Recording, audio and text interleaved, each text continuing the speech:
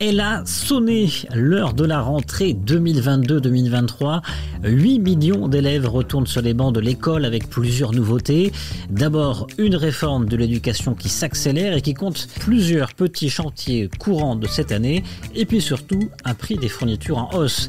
Alors, rentrée scolaire gâchée pour les parents, mais bonne pour les enfants. Quelles nouveautés et quels tarifs?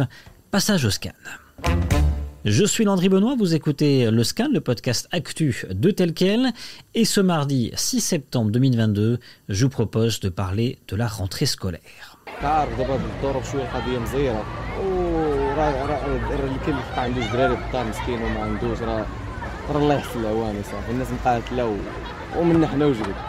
طلعناش عليهم وكنسمعوا بلي راه الاسعار زعما طالعه في الضفه بالنسبه للمطاري قال لك راه باقي بنفس الثمن. Bonjour Habib. Bonjour Landry. Habib El Arti, journaliste de la rédaction de Tel Quel. Vous avez fait le tour ce mardi matin de plusieurs librairies à Rabat. C'était la grimace pour les parents, Habib? Alors oui, effectivement, en Landry, la rentrée scolaire 2022-2023 n'a pas eu le même goût que les années précédentes pour les ménages marocains. J'étais aujourd'hui principalement à Youssoufia, au quartier de Rabat, et en effet, la rentrée intervient dans un contexte d'inflation marqué par une hausse des prix, sans oublier les répercussions de la crise du Covid, de la guerre en Ukraine et de tous les événements qui n'ont pas épargné le Maroc. D'ailleurs, toutes les mères de famille que j'ai croisées m'ont raconté la même chose. La rentrée n'a jamais été une période économiquement facile à surmonter, et encore plus cette année, avec des frais d'inscription, des fournitures et un prix du transport de plus en plus cher. C'est un véritable casse-tête qui s'annonce pour les parents d'élèves marocains. Et malgré tout, Habib, vous m'avez envoyé quelques images de ces librairies dont vous avez fait le tour. Il y avait du monde? Alors oui, effectivement, il y avait beaucoup de monde, mais dès le début de matinée, j'ai vu principalement début de matinée des élèves qui allaient se diriger vers leurs écoles. Ils venaient acheter leurs derniers accessoires, cahiers, stylos pour aller en cours.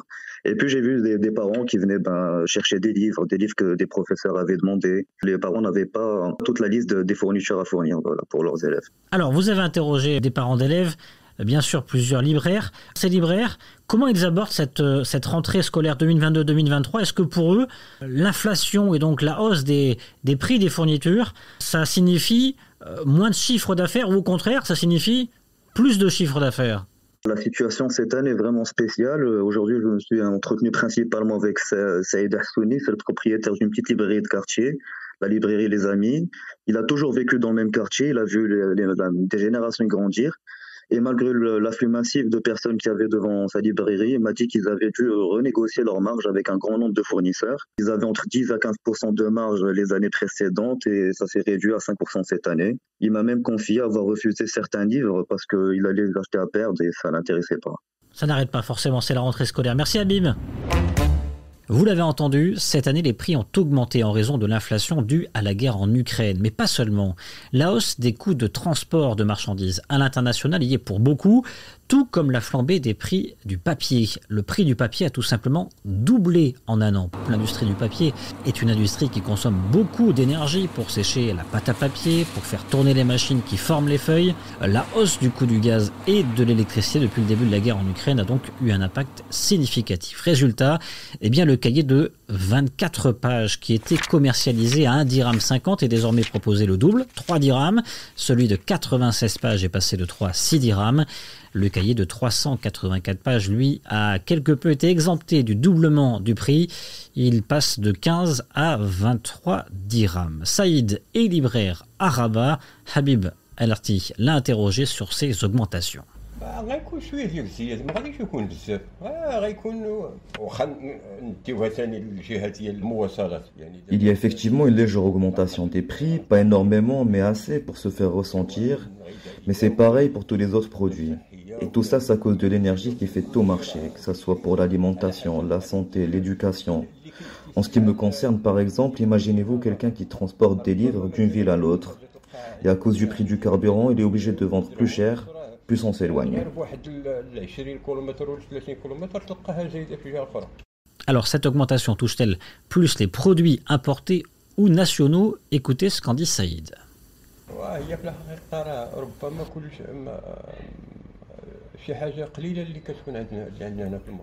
En vérité, on ne produit encore que très peu ici au Maroc. Et pour les produits imprimés, tout dépend de si l'étudiant est inscrit en établissement privé ou public.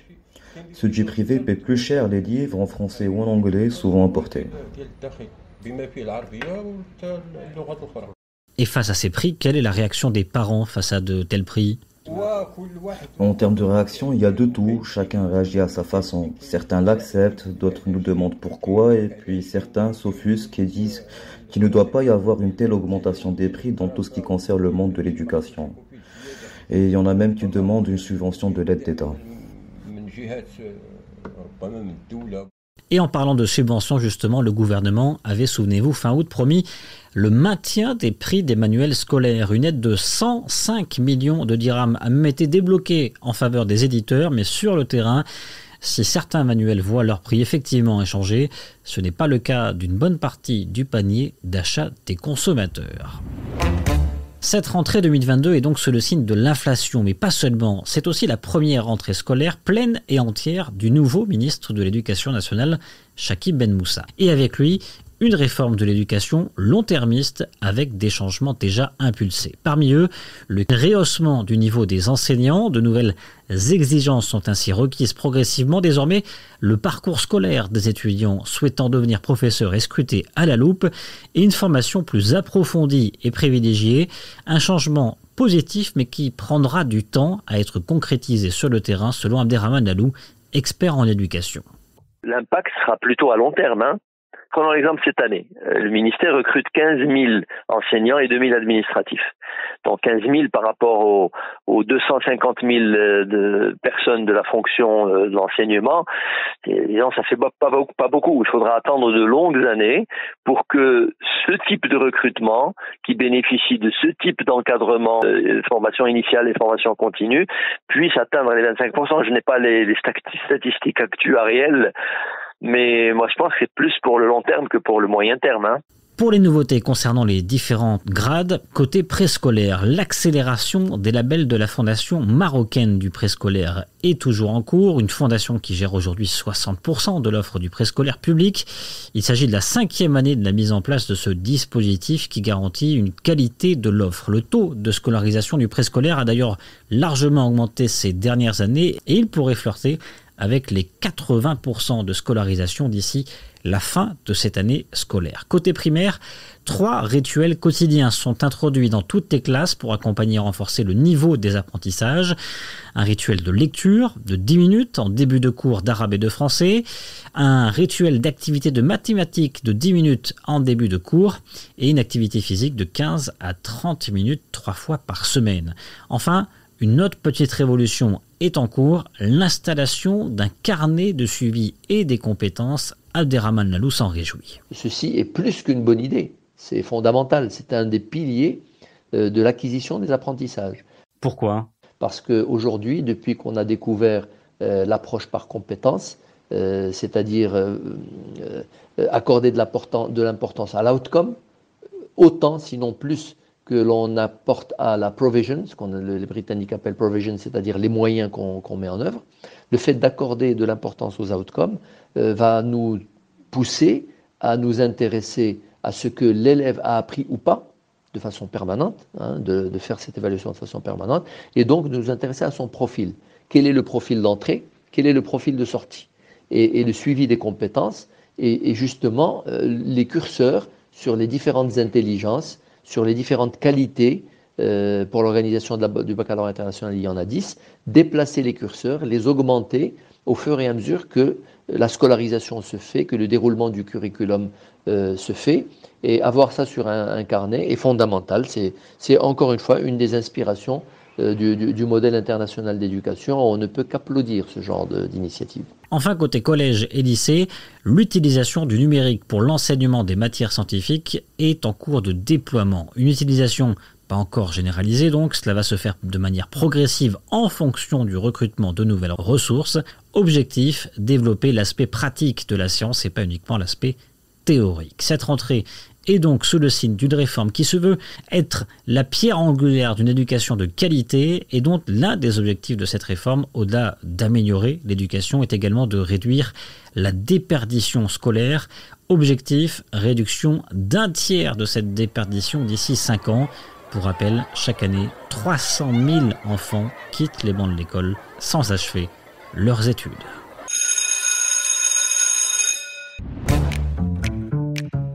Le Scan, le podcast d'actualité, c'est fini pour aujourd'hui. Réalisation Adam Al-Arshawi.